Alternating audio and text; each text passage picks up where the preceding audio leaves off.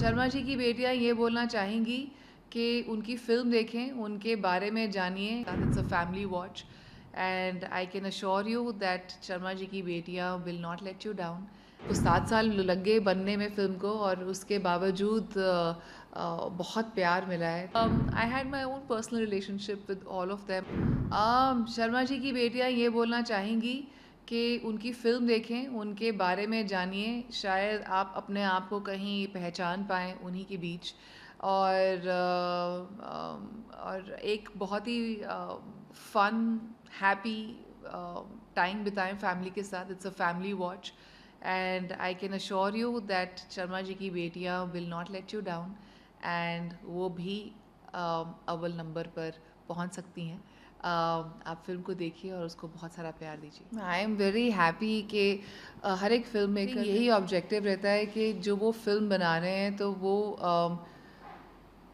Audiences के साथ land करें, चाहे वो रिलेट करें या एम्पथाइज करें या फिर खुश हों उस चीज़ को देखकर। अगर रिलेट नहीं कर पाते तो एटलीस्ट एम्पथाइज कर पाएँ कि अच्छा किसी और के साथ ये हो रहा है but I can understand.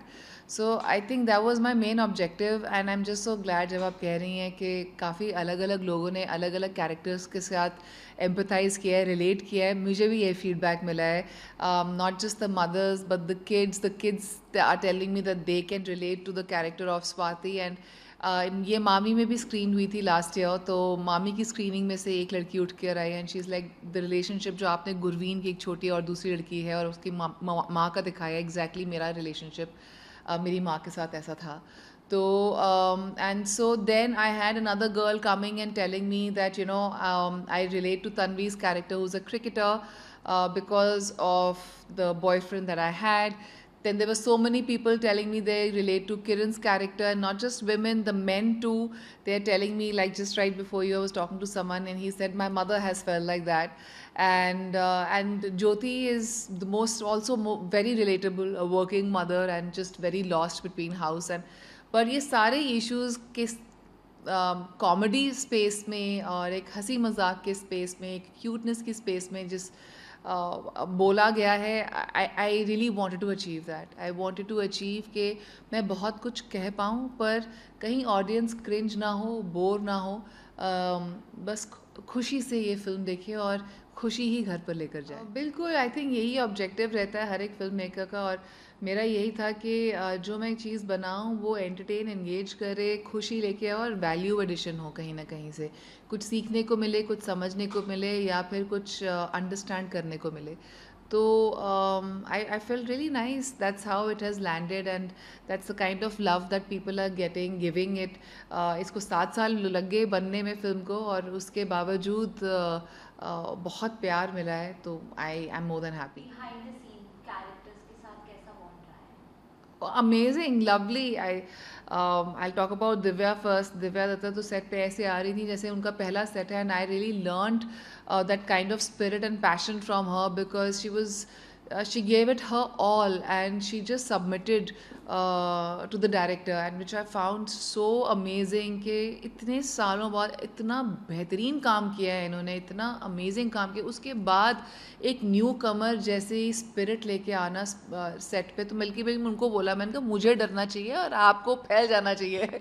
So but it was never like that, it was just she was ever so ready to learn more and more about the character and she really operated from a place of innocence and from learning and साक्षी के साथ जो relationship था वो बहुत ही एक respect और mutual love का था। Like she just ruled the set. जैसे वो आती थी बस वो ढल जाती थी कैरेक्टर में, तो मैं भूल जाती थी कि वो साक्षी भी है, मेरे लिए वो ज्योति ही थी। Sayami, of course, is